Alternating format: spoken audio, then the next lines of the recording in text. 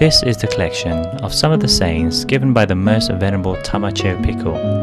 The sayings are timeless in the know-how they offer to meditators. Thus, these sayings can be listened over and over, or if you're feeling down at heart and lazy to meditate, listen to these to cheer you up. Its prose eloquent, and it can do a little to improve your life unless its content is put into practice. So, happy listening.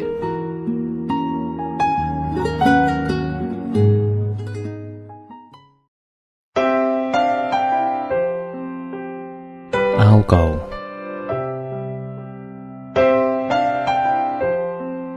The most important thing, wherever you are, is not to neglect your meditation practice. Don't let your purpose in life slip away. We made the decision to follow this path out of a wish to learn meditation and to attain the inner body of enlightenment.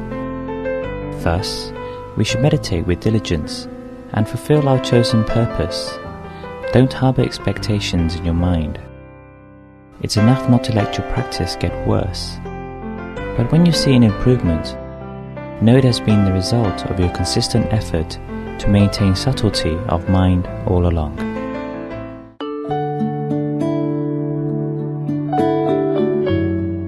Our only real belongings.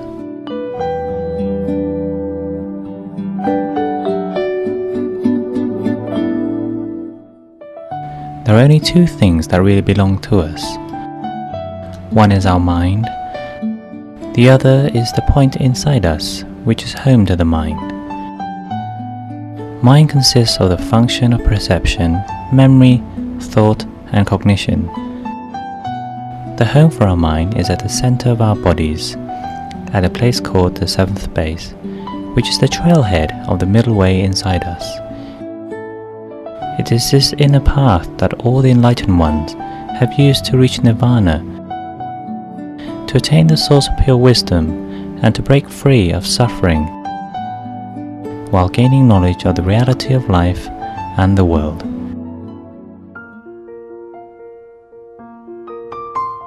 Replenishing purpose.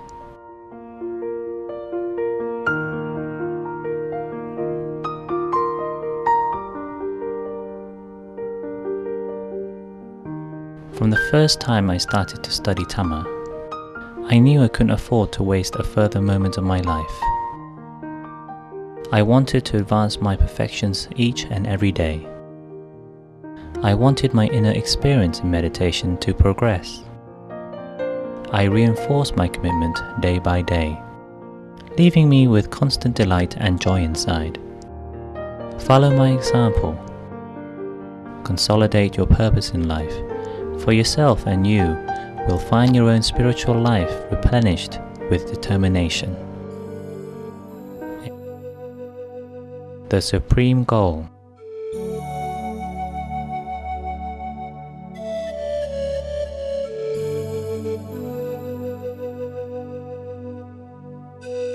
Dhammakaya is the linchpin of Buddhism, the essence of life. Whosoever attains Dhammakaya thereby attains the ultimate meaning of life.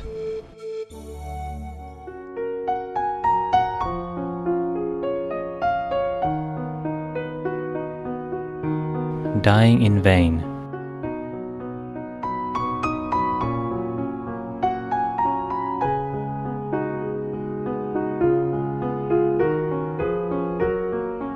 To be born human, but not to use one's human body meditating to attain the Dhamma, is to be born only to die in vain.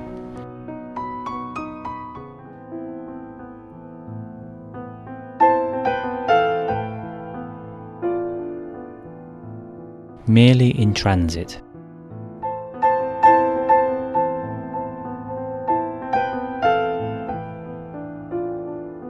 This human existence is nothing more than a transit lounge for those endowed with wisdom to accumulate the additional merit and perfections they need to attain the path to nirvana.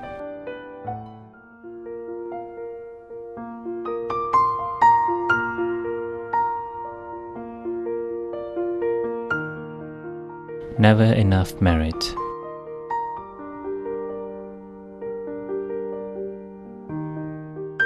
Even at the age of 52, I feel I have hardly scraped the surface of the pursuit of perfection. The merit I have accumulated so far seems insignificant, as it's not enough to lead us to the utmost Tama. So we have little choice but to accumulate further merit.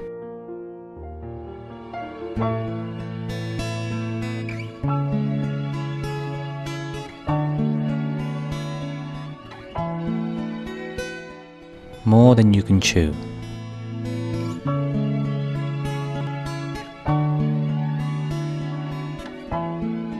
When it comes to the subject of merit, there's no such thing as biting off more than you can chew. You should rather consider it as rising to the challenge, because this is how perfections are pursued. We have to go against the flow, meeting resistance and hardship to have our resolve tested. Just as the Bodhisattva had to part with wealth, blood, and often his life in order to earn perfections in return.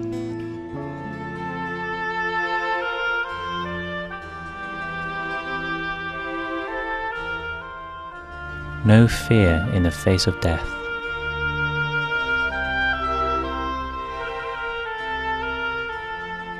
All the subjects there are to study in the world can do nothing to help you when you find yourself on your deathbed. The thing which can help you then are the merit and perfections you have accumulated dedicatedly and without conditions throughout your life. Even if you were to pass on at this very moment, death would have no fear for you, because you have the confidence that a new body awaits your spirit, which is lovelier than before and a better place to be reborn.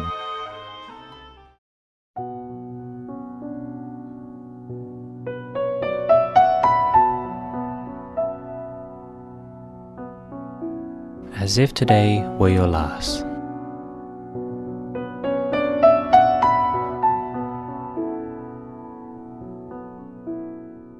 Put your time to good use, because only the present belongs to us. Tomorrow is never for sure. Therefore make sure today is a day you do your best. Whether you be a monk, a novice, a layman, or a laywoman, do your duties to perfection, imagining how you'd prepare yourself in body and mind if you knew today had to be the last day of your life, to ensure yourself a good afterlife destination. In such a way you'll avoid recklessness in life, while inspiring yourself to accomplish the maximum of good.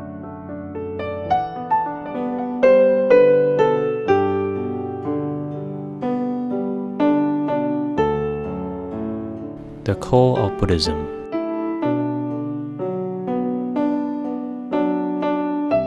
Dhammakaya is the core of Buddhism.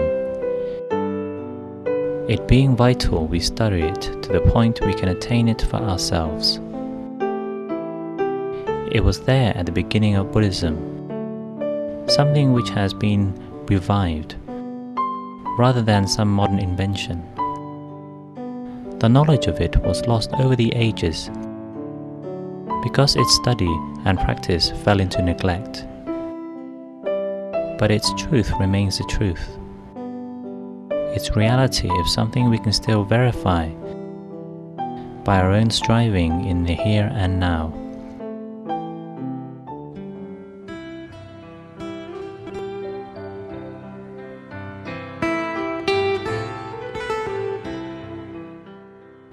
Knowledge with a difference.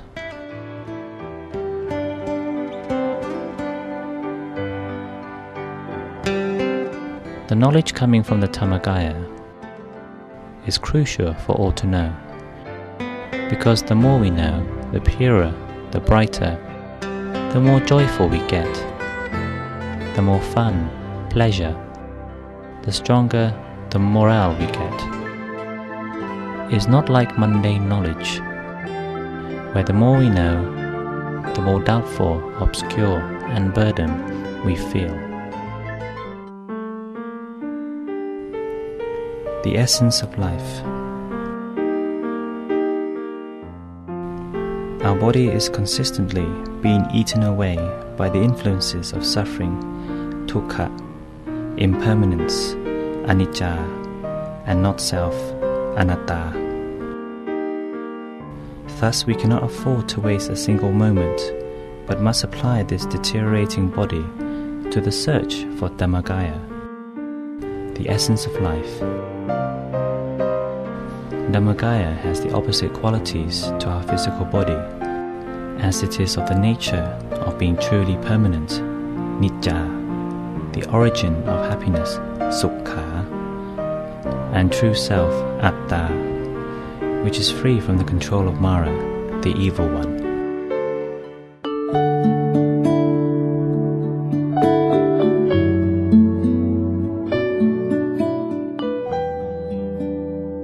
Give yourself a chance.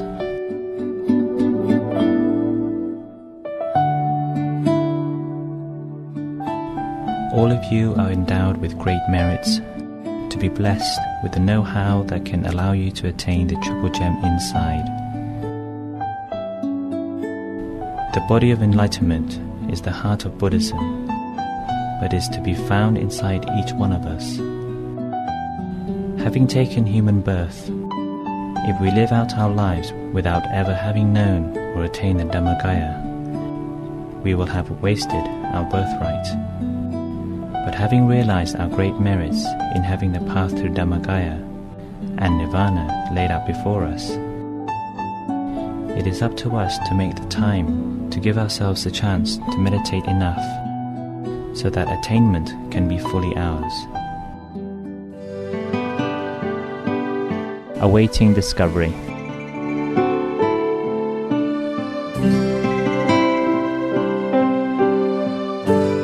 We have become used to hearing the word Dhammagaya, but will continue to have no idea what Dhammagaya is really like until we attain it for ourselves.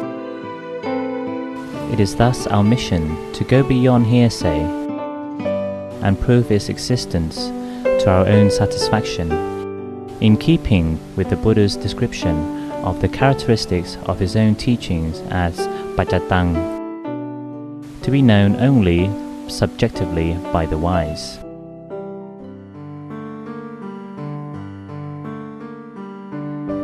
Essential.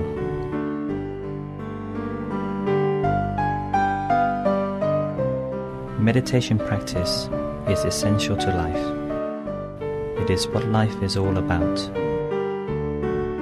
It will lead us to reach life's ultimate goal, namely Nirvana.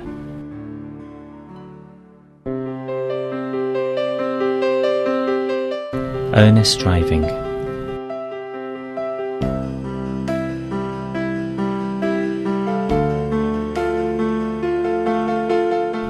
Often when something good is close at hand, we don't make much effort to benefit from it. We procrastinate and waste our time on less useful things instead. This is why we need to observe ourselves, to make sure our minds are truly progressing on the path towards Nirvana. Are we really striving for Nirvana in earnest? Once we lose touch with our goal, our efforts will become erratic. The quality of our inner experience will tell us if we are really cultivating our minds at the center of the body.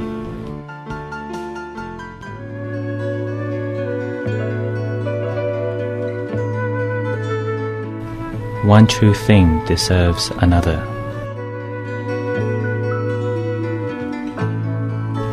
The path and fruit of Nirvana is already within us. Method, example, and guide are readily at hand. It is not for lack of these things that we have not achieved success in meditation, but rather our lack of earnest perseverance and commitment to the practice. If we are true to our practice, true results must come to us.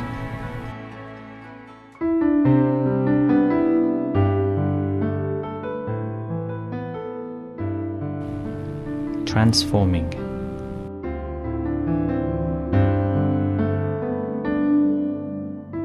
The still mind is the only thing which can transform delusion into knowing, the fool into the wise.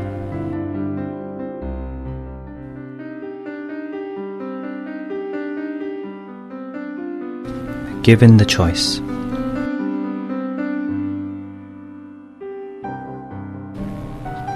If I had my time over again, I would dedicate the healthy years from my youth onwards entirely to meditation, to master and research Dhammakaya meditation, for which there still remains so many things unknown to us.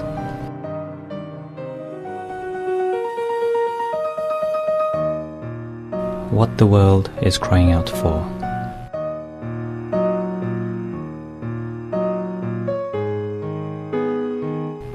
Even the world's rich and powerful lack true happiness and penetrative insight into the reality of life and the world.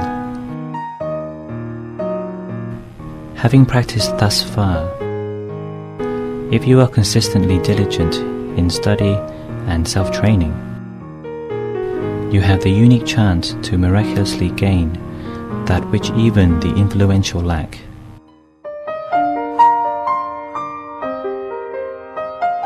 Happiness supreme.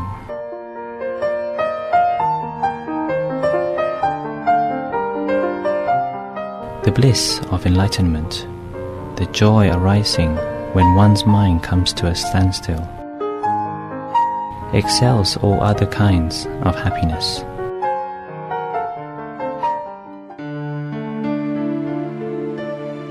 Bliss.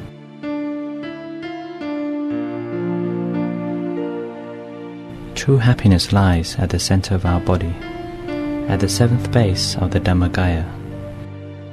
From here gushes forth all our happiness, because this is its source. Anyone who wishes to attain bliss in this life needs to cultivate stillness of mind every day. Practicing consistently, our concentration will improve little by little, until eventually we'll touch upon the bliss inside, making all our efforts worthwhile. Change your mind to change the world.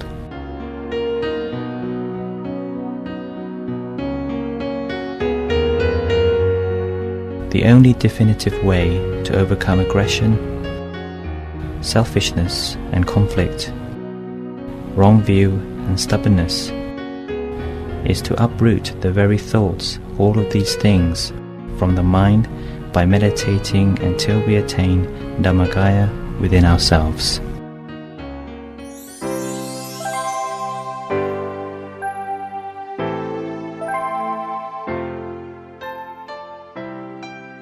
The brink of success.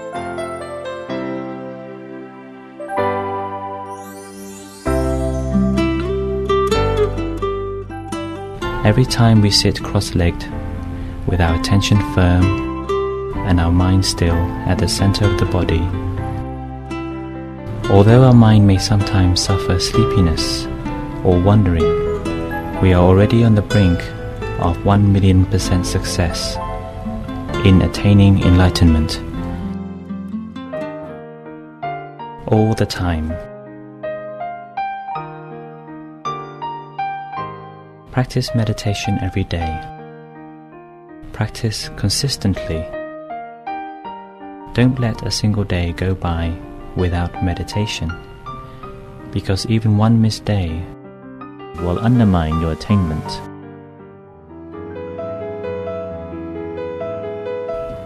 Letting go and opening up.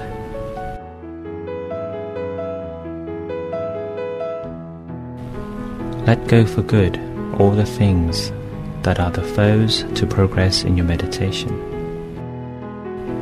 However, open up to the things that enhance your meditation and study the wisdom of Dhammakaya, increasingly and without end.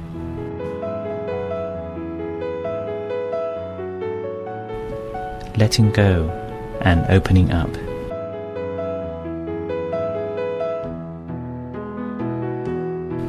Let go for good all the things that are the foes to progress in your meditation.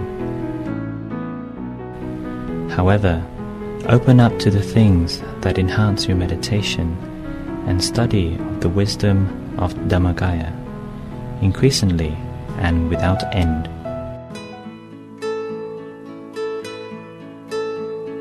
Only a question of technique.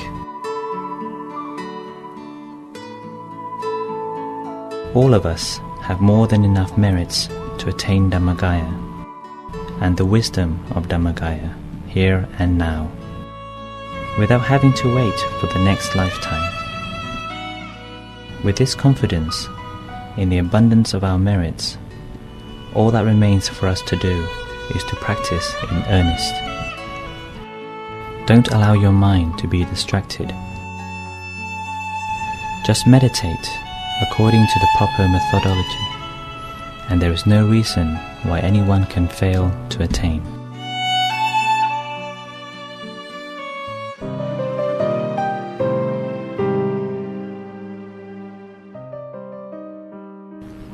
Purity.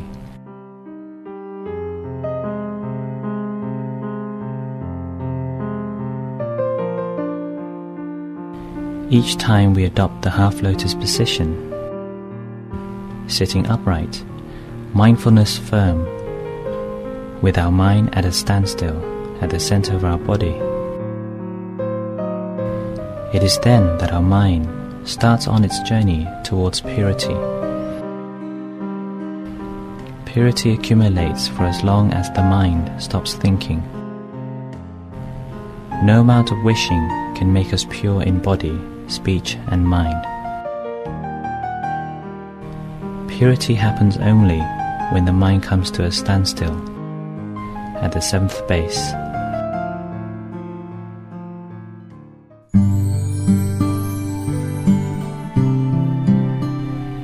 Free of worry.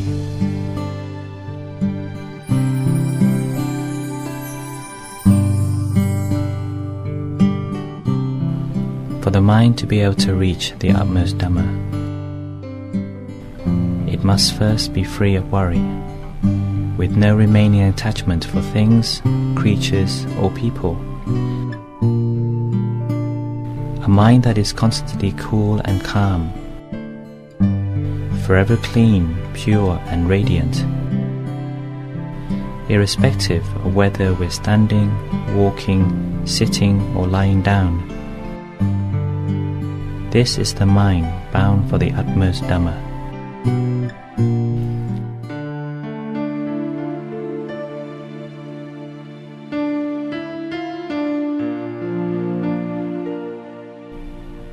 The ideal state of mind.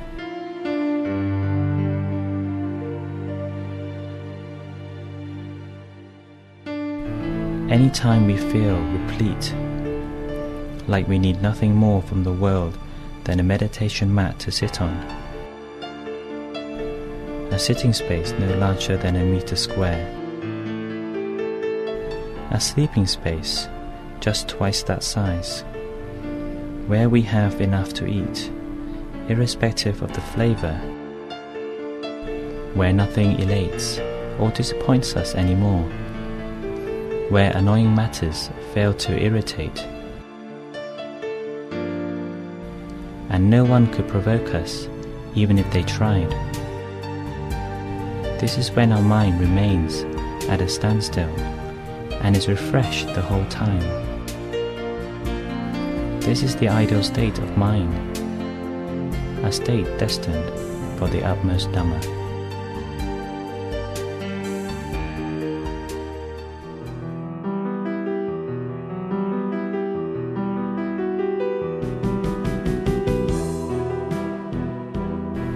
Eight little words.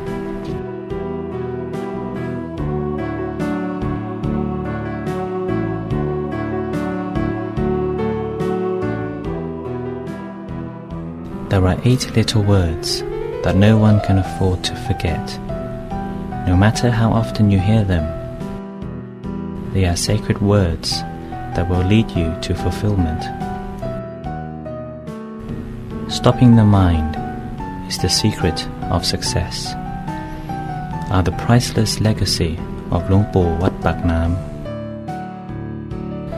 Cherish these words at the middle of your mind.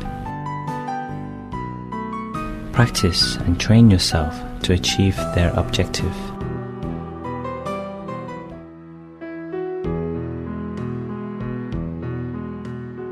Stopping is the secret of success.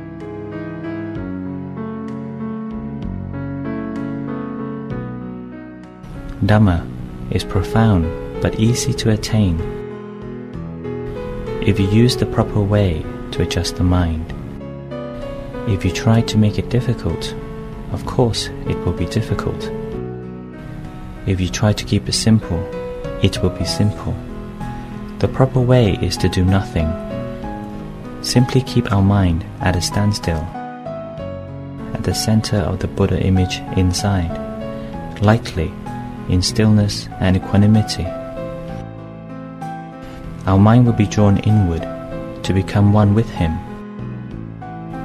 Simply keep the mind at a standstill, lightly, in stillness and equanimity, because stopping is the secret of success.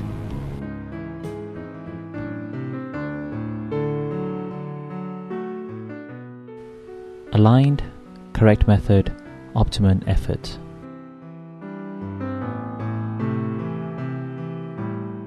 In order to attain Dhammakaya, we must place our mind on the right path, which is at the center of the body, using the right method.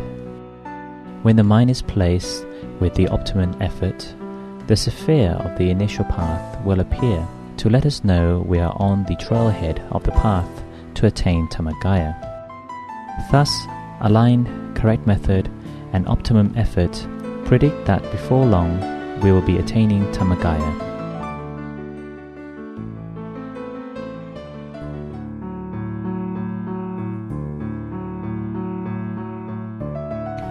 Harvesting happiness.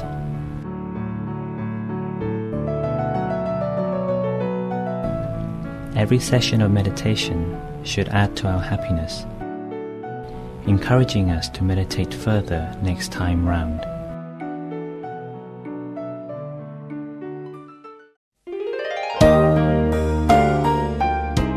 Relaxed and at ease.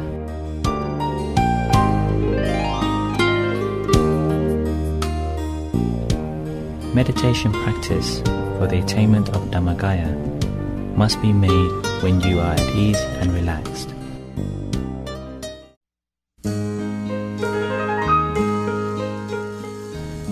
Recipe for success.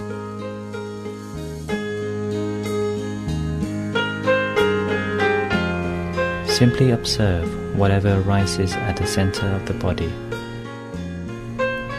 Relaxingly and without any mental commentary. It's all you need to do, nothing more, because this is the recipe for success that will allow you to attain Dhammakaya.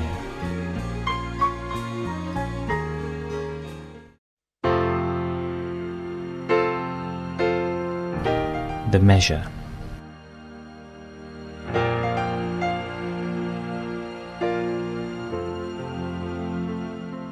The extent to which we can keep our mind at the center of the body is the measure of how much we truly love the Dhamma and how much we desire to attain it.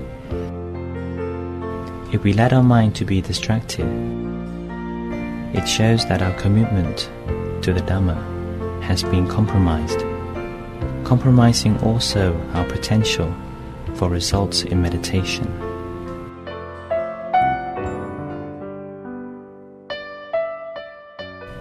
Going along with the mind's nature.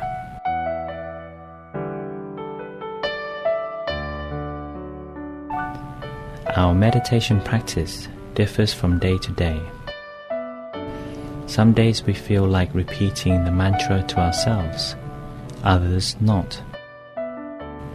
Some days we feel more comfortable visualizing a mental object, others not.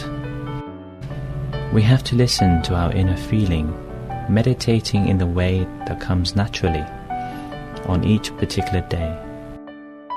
Attaining Dhammagaya can be simple if we realize the nature of the mind is to favor ease and patience rather than force or struggling against what comes naturally.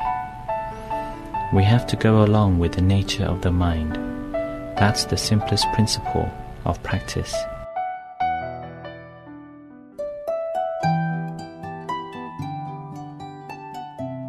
Free of expectation. When practicing meditation, don't harbor expectations or worries about whether your inner experience is moving forwards, backwards, or the same as before. Speculation is of no use. Simply bring your mind to a standstill and remain joyfully with the moment. Don't go thinking, with my mind as still as this, I ought to be getting some new experiences. Accept it if there is no change, and if there is a change, then accept that too. Don't let anything rob your mind of its neutrality. All this is groundwork for the study of the knowledge of Dhammagaya.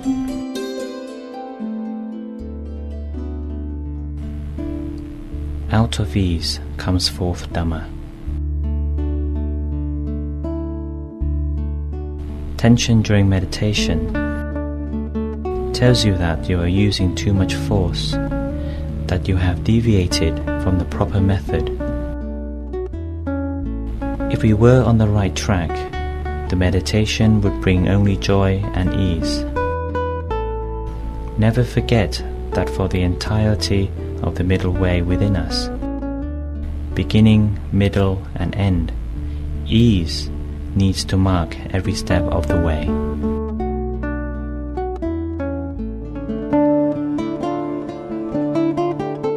Perpetually at the center.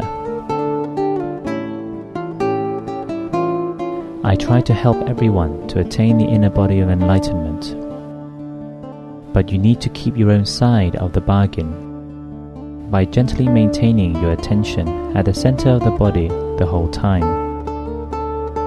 Even outside the formal meditation sessions, you should still habituate our mind to the center of the body. In this way, during the formal meditation sessions, you will reach concentration quickly and waste no time adjusting your mind, because a properly adjusted mind has already become your habit. Our inner work. Meditation is our most important inner work. A task that takes no physical effort, which can be done in tandem with other outer activities. It should be no harder to do our inner and outer work simultaneously than remembering to breathe while having a meal.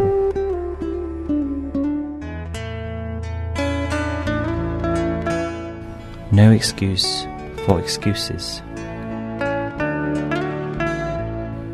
No matter if you're weary, ill, or snowed under with work, nothing should stand in the way of meditating as much as you can.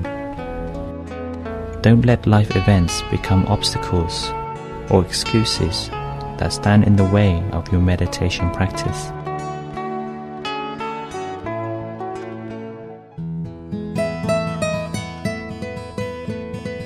Putting two and two together.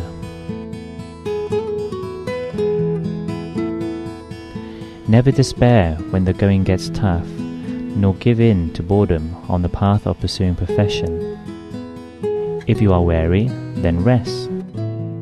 Once recovered, continue from where you left off. Nevertheless, don't let physical tasks rob you of your subtlety of mind by keeping up regular meditation.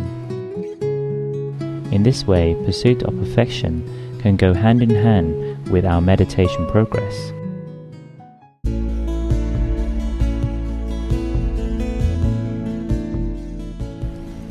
Life to the power of two.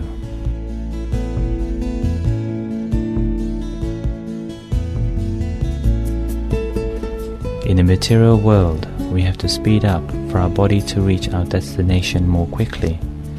But in the spiritual world within, our destination can only be reached if the mind is brought to a complete stop. To achieve both destinations, the mind has to stop while our body keeps moving. In practice, we can achieve this by making sure wherever we go, we are always able to see a bright Dhammagaya within. It must remain clear at all time, whether thinking, speaking, working, talking, writing, or whatever the task. This is called putting two and two together. In fact, it is life to the power of two.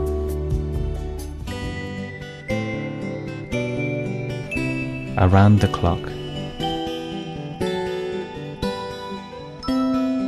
Meditation is so important to us that we need to maintain it all the time, and cannot afford to go even a single day without it.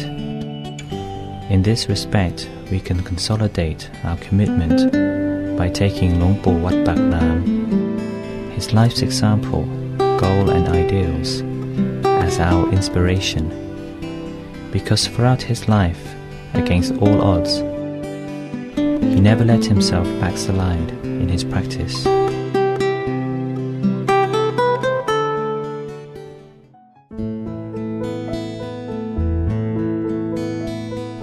Dhammagaya by association.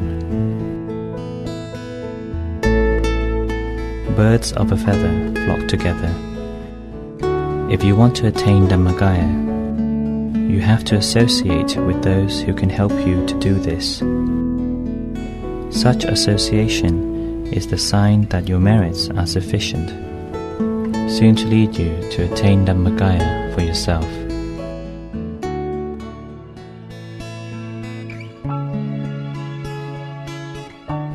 As if your life depended on it.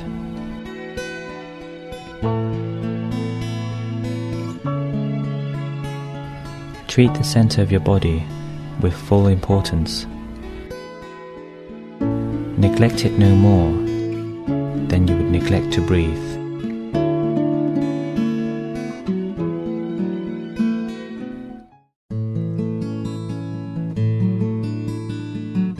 The mind habitually still.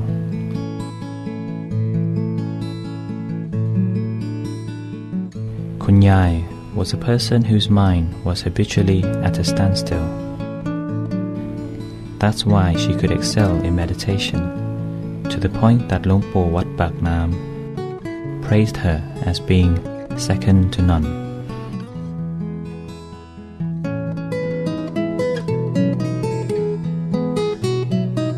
The joyous mind at work.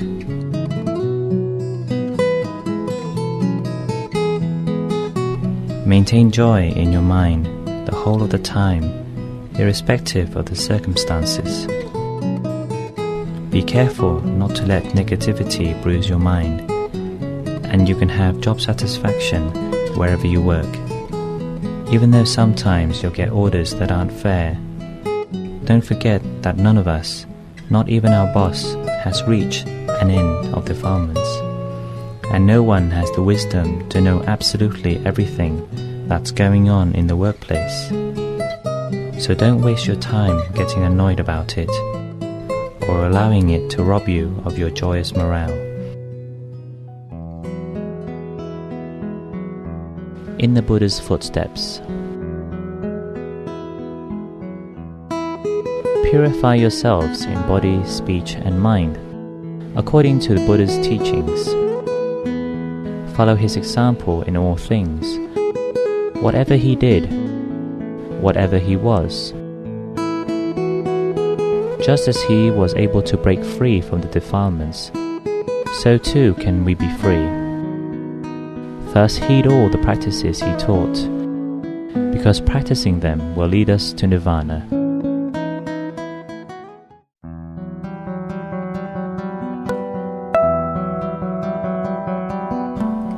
Chanting.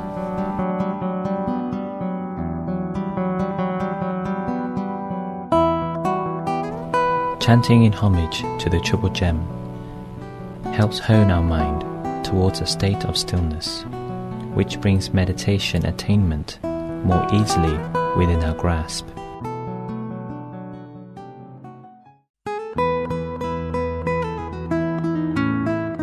Choice of words.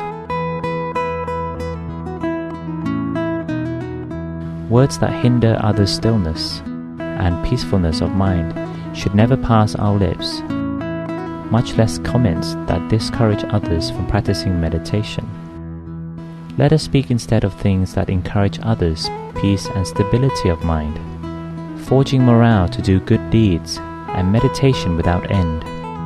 If we restrict ourselves to such words, love, respect, credibility, trust and joy will come our way.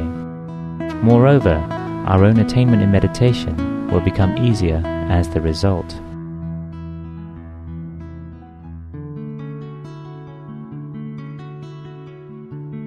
Kunyai as our example. For the moment, most of us have no idea how much merits we have, but when we attain the Dhammagaya, we will know it for ourselves. Therefore, from this moment on, pursue perfection to the fullest. Don't give in to irritation, sulking, despair, or boredom. Take Kunyai as your model. She pursued perfection without faltering, to the point her health gave way. But she had already achieved victory in her life, seeing her body as nothing more than sugarcane, from which all the sweetness has been squeezed, her body as a husk to be cast aside for its final elemental breakdown into solid, liquid, wind and heat. So take Kunyai as your example, follow in her footsteps, and the success she gained will also be yours.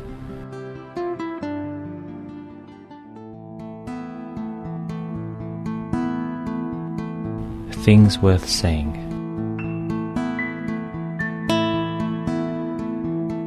The nature of the Arahants is to speak only the truth, that which is of true benefit. Anything which is not true, or which is of no benefit, they keep to themselves.